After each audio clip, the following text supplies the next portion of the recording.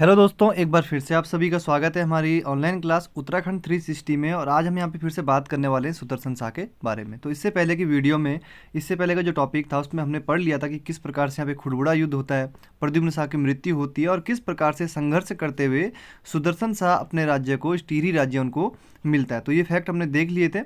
अब देखते हैं कि जब उनको ये टिहरी वाला जो हिस्सा है, टिहरी वाला जो क्षेत्र है, मिल जाता है, उसके बाद यहाँ पे क्या कहानी रहती है। तो जो टिहरी वाला जो ये हिस्सा है दोस्तों, ये क्या था, टिहरी का जब ये राज्य यहाँ पे बना था, जब यहाँ पे राजधानी बनी, तो इससे पहले ये मछुआरों की एक बस्तियाँ हुआ करती थी। यहाँ पे काफ़ी अधिक संख्या में मछुआरों की बस्तियाँ हुआ करती थी। और जब 1815 में यहाँ पे ये वाला क्षेत्र किसको मिलता है, सुदर्शन शाह को मिलता है, तो यहाँ पे कोई भी नहीं रहना चाहता था। तब राजा ने क्या किया, यहाँ पर 700 रुपये खर्च करके क्या किया, कुछ छोटे छोटे मकान बनाए जिनका वार्षिक किराया उन्होंने क्या रखा, मात्र 3 रुपये रखा। यानी साल का किराया कितना होगा, 3 रुपये होगा। फिर धीरे धीरे करके यहाँ पे लोग बसने लग गए। तो एक वीरान बस्ती थी, यहाँ पे कोई रहना नहीं चाहता था। तो 28 दिसंबर 1815, ये तिथि आपको याद रखनी है, 28 दिसंबर 1815 को टिहरी की स्थापना होती है। इसलिए 28 दिसंबर को क्या मनाया जाता है, रेस्टोरेशन डे मनाया जाता है। क्या मनाया जाता है, रेस्टोरेशन डे मनाया जाता है। रेस्टोरेशन का मतलब होता है मरम्मत या वापसी, या कह लीजिए आप पुनर्निर्माण। ये हम ऐसा रेस्टोरेशन क्यों कह रहे हैं यहाँ पे, क्योंकि देखिए टिहरी का जो ये इलाका है, इस वाले क्षेत्र में इससे पहले गोरखों का अधिकार था, उससे पहले परमार वंश के राजाओं का था। तो सबसे पहले किसका था, परमार का था, फिर गोरखों का था, फिर से परमारों की वापसी हो गई है। तो इसलिए रेस्टोरेशन शब्द का यहाँ पर इतिहासकारों ने प्रयोग किया है।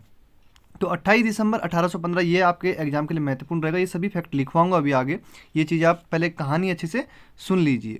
तो 28 दिसंबर 1815 को टिहरी की स्थापना होती है और टिहरी में भिलंगना नदी के किनारे यहाँ पर फिर राज तिलक होगा सुदर्शन शाह का। 28 दिसंबर को मैं यहाँ पे कनेक्ट करते हुए चलूँगा भारत के इतिहास से। 28 दिसंबर 1885 को कांग्रेस की स्थापना होती है मुंबई में। ठीक है, ये ध्यान रखेंगे आप, 28 दिसंबर 1885 को कांग्रेस की स्थापना।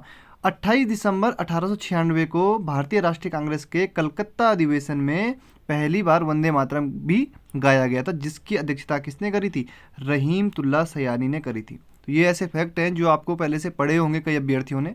तो 28 दिसंबर से हमारी तीन चीज़ें क्लियर हो गई है। एक तो टिहरी की स्थापना क्लियर हो रही है, 28 दिसंबर 1885 को कांग्रेस की स्थापना हुई है मुंबई में, और 28 दिसंबर 1896 को भारतीय राष्ट्रीय कांग्रेस के कलकत्ता अधिवेशन में पहली बार वंदे मातरम गीत गाया गया, जिसकी अध्यक्षता रहीमतुल्लाह सयानी ने करी थी। और ये ऐसे प्रश्न हैं जो एग्जाम में कई बार पूछे भी जा चुके हैं। ठीक है, जब आप भारतीय इतिहास पढ़ेंगे तब आपको ये चीज़ें क्लियर होगी। तो चलिए थोड़ा सा फैक्ट लिख लेते हैं। और जो ये फैक्ट मैं आपको लिखवा रहा हूँ, ये लगभग आपके पहले वाले वीडियो में मैंने कवर करवा रखे हैं। तो टिहरी रियासत के पहले राजा बनते हैं और परमार वंश के कौन से राजा हैं, 55वें राजा बने हैं। तो ये क्रम भी आपको ध्यान रखने हैं, जो भी डिस्कस हमने पहले वीडियो में भी किया, 55वें 56वें, ये आपको ध्यान रखने हैं क्योंकि इस प्रकार से एग्जाम में प्रश्न बन जाते हैं। माता के नाम का उल्लेख कुमाऊं वाली व मंदराली जी नाम से मिलता है। फ्रेजर से कच्ची सनद मिलने के बाद टिहरी की स्थापना 28 दिसंबर 1815, कोई दिक्कत नहीं होनी चाहिए। 1815 से पूर्व टिहरी में मछुआरों की काफ़ी बस्तियां हुआ करती थी। 28 दिसंबर को क्या है, रेस्टोरेशन डे हो गया। ये सब चीज़ें वैसे लगभग आपको याद हो जानी चाहिए कहानी के जरिए ही। टिहरी में भिलंगना नदी के किनारे सेमल के मैदान में राज तिलक होता है राजगुरु नौटियाल द्वारा। और सुदर्शन शाह के जो पुत्र होंगे, भवानी शाह, जो हमारे अगले राजा होंगे, उनका राज तिलक भी कहाँ होगा, इसी मैदान पर होगा।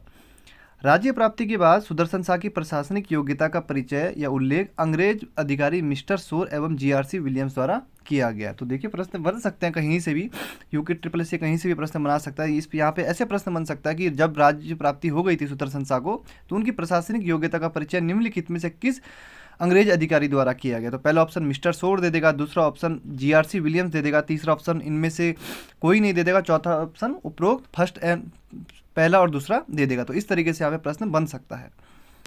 1816 में ट्रेल की रिपोर्ट के आधार पर नागपुर परगने में टिहरी गढ़वाल और ब्रिटिश गढ़वाल की सीमाएं निश्चित की गई और 4 मार्च 1820 को सुदर्शन शाह और कंपनी के बीच एक समझौता हुआ और सुदर्शन शाह को गवर्नर जनरल द्वारा स्थायी सनद प्रदान की गई, जो कि उक्त कच्ची सनद पर आधारित थी। इस समझौते के अनुसार कंपनी ने कहा कि टिहरी तुम्हारे वंशजों की थी और हम ये बात स्वीकार करते हैं। ये लगभग मैंने पहले वीडियो में भी क्लियर कर ही दिया था। जो 4 मार्च 1820 को कंपनी द्वारा एक पक्की सनद दी जा रही है, वो किस सनद पर आधारित थी, 1815 की सनद पर आधारित थी। तो पहले कच्ची सनद दी गई और 4 मार्च 1820 को क्या हो गया, पक्का समझौता हो गया और एक स्थायी सनद प्रदान कर दी गई सुदर्शन शाह को। ठीक ठीक है, तो बस इतना सा है इसमें, ये आप वैसे पहले वीडियो में डिटेल में मैंने बता दिया था। 1817 में प्रीतम शाह का गढ़वाल आगमन होता है। इससे पहले कहाँ थे, नेपाल में बंदी बना के ले गए थे इन्हें नेपाली, और नेपाल नरेश गीवाण युद्ध के चाचा एवं मंत्री राम शाह की पुत्री से इनका वहीं पर विवाह हुआ था नेपाल में प्रीतम शाह का, और 1836 में निसंतान प्रीतम शाह की मृत्यु हो जाती। तो यहाँ से प्रश्न बन सकता है कि जब गोरखे उन्हें बंदी बना के ले गए तो गढ़वाल आगमन कब हुआ, मृत्यु से रिलेटेड भी पूछ सकता है। देखिए आयोग के ऊपर डिपेंड है, क्योंकि ये ऐसे प्रश्न हैं जो हर बुक में आपको मिल जाते हैं। अब थोड़ा सा आ जाते हैं मूरक्राफ्ट के ऊपर, क्योंकि ये हमारे लिए इसलिए महत्वपूर्ण है क्योंकि ये मूरक्राफ्ट टिहरी आया था। तो थोड़ा सा इसको हल्का सा फुल्का देख लेते हैं। देखिए क्या था, ब्रिटिश पशु चिकित्सक था, एक यायावर था। यायावर का मतलब होता है घुमक्कड़, घूमने फिरने वाला व्यक्ति। और मूरक्राफ्ट को अपने देश में कृषि व्यवस्था को सुधारने की एक लालसा थी, एक जिज्ञासा थी कि मैं अपने देश में किस प्रकार से कृषि व्यवस्था को सुधारूं। और एक ये युवा वैज्ञानिक था और इसके मन में तिब्बत के प्रति काफ़ी लगाव था, घूमने फिरने की इसके अंदर काफ़ी ललक थी। और एक पश्मीना बकरी के ऊपर ये सबसे ज़्यादा प्रभावित था, पश्मीना बकरी के शोध में बहुत रुचि रखता था। इसे पता था कि जो तिब्बत में जो इतनी खतरनाक ठंड पड़ती है, तिब्बत वाला जो इलाका है, इतनी खतरनाक ठंड में भी जो ये पश्मीना बकरी है ये क्या करती है, अपने लंबे जो इसके बाल हैं, अपने लंबे बालों की परतों के बीच में एक मुलायम रेशा बनाता है, जिसे क्या कहा जाता है, पसम कहा जाता है। और पसम का अर्थ होता है फारसी भाषा में ऊन, और पश्मीना का अर्थ क्या होता है, ऊनी परिधान।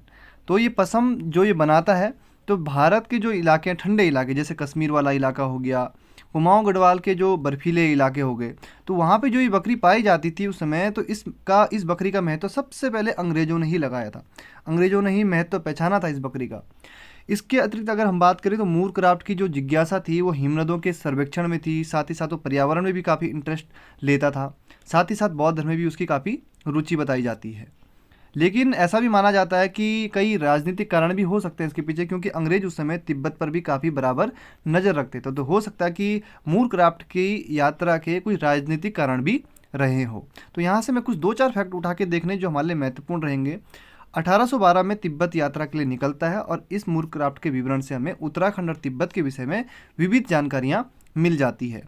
मूरक्राफ्ट का टिहरी आगमन ये सबसे ज़्यादा मोस्ट इंपॉर्टेंट प्रश्न रहेगा हमारे किसी भी एग्जाम के लिए, चाहे यूके पीएससी की बात करें या यूके ट्रिपल एससी की बात करें। तो मूरक्राफ्ट का टिहरी आगमन 6 फरवरी 1820 को।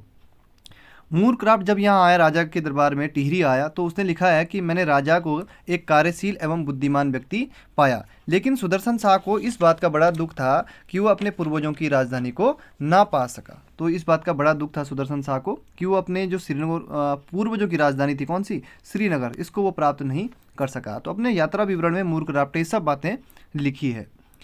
मूरक्राफ्ट उत्तराखंड से तिब्बत मानसरोवर राकस ताल जाने वाला पहला अंग्रेज था। और ये स्रोत अगर हम किस पुस्तक में ये फैक्ट निकाला है मैंने, तो पंडितों का पंडित नैन सिंह रावत की जो है, यहाँ पे लेखक कौन है, शेखर पाठक है। तो यहाँ पर ये फैक्ट आपको मिल जाएगा, बहुत डिटेल में यहाँ पे नैन सिंह रावत के बारे में लिखा गया इस किताब में। तो इतना डीप हमें किताबों को पढ़ने की जरूरत नहीं है। तो ये 3-4 फैक्ट मूरक्राफ्ट से हमारे लिए महत्वपूर्ण रहेंगे एग्जाम में।